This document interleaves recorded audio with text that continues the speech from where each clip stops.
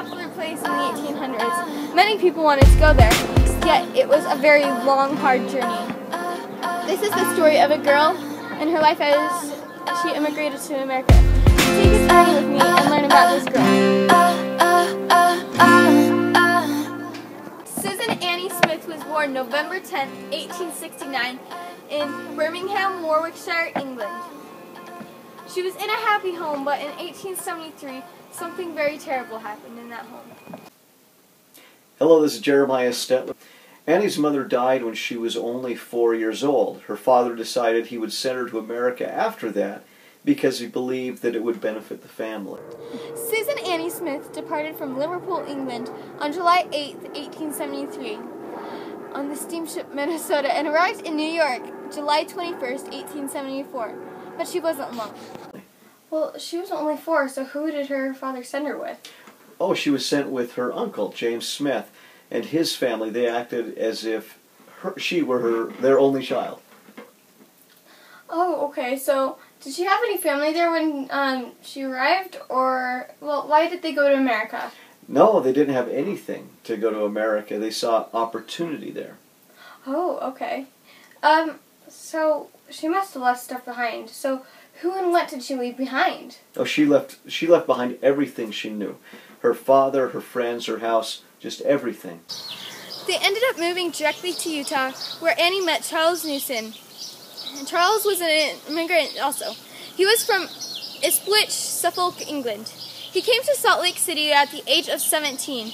By the age of 20, he worked for a few big companies. He was a machinist for a company called Silver Iron Works. Charles, at the age of 26, and Annie, at the age of 19, married in Logan, Utah, and together they had 11 children. Wait, how did they make a living, like, to support their family? It must have been very hard. Yes, Annie was a stay-at-home mother, but on the other hand, Charles was very innovative. He loved building things. He worked for many companies such as George R. McClure and Company, ZCMI, Acme Mining Company, and more. What he really loved doing more than all of those jobs was creating things on his own. Whoa, that's cool. Charles invented a special premium washing machine that earned the title of premium at the Territorial Fair in 1894.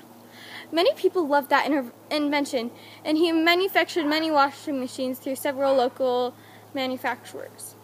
He started businesses such as Newson & Sons and Newson's Cable Safety Lock, an elevator company. He wanted to improve elevators, so he just invented a whole new kind.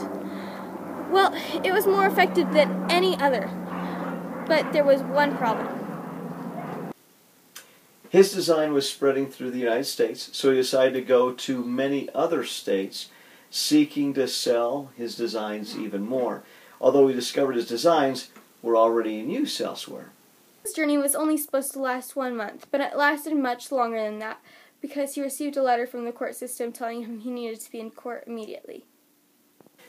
He had been charged by Utah Power and Company and Railway Company that he had tampered with their meters at his residence to steal juice or power from the company, and that he owed them $10. Then the jury came up with a verdict of not guilty. The power company decided to install one of his elevators as payment. Oh, wow. In 1919, Charles's elevator company was forced into bankruptcy. The same year, Charles died of an influenza outbreak and kidney failure. He left behind a wife and 11 children. They couldn't afford the taxes, though. Wait, so what happened to her? Well, what happened is what happens to all people who cannot afford to pay taxes. They were forced to leave. Annie ended up selling the house and moving into a duplex with her son and his wife. She resided there until she died in 1940. All of her children grew up to be very successful. One of them invented a safety gun lock because they had encountered many gun tragedies in their family. The rest of her children became very successful also. Oh, so are you happy that your ancestors came to America? Oh, very much so. Great opportunities for building a family, building a career, and building a future in America. Well, thank you for coming and spending time today. Oh, thank you for having me. Thanks for joining us on the journey. Bye.